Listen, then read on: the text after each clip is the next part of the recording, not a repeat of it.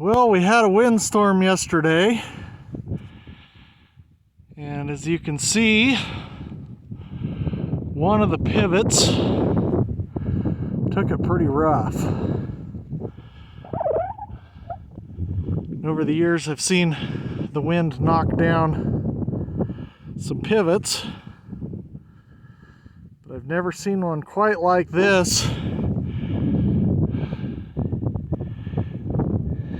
If you look, you can see where the pivot rolled kind of downhill to our right.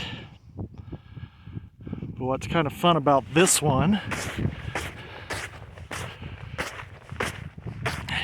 is the wind was pushing so hard on this one that it gave this one extra little bit of a roll. The tower, you can see the imprints in the snow, but then while it was on the ground, the wind was still able to roll this over one more time. So I'm sure we've got a lot of broken, bent pieces. Probably just time to replace this old machine. Pretty impressive what Mother Nature can do, though. Thousands of pounds of iron. Those wind gusts just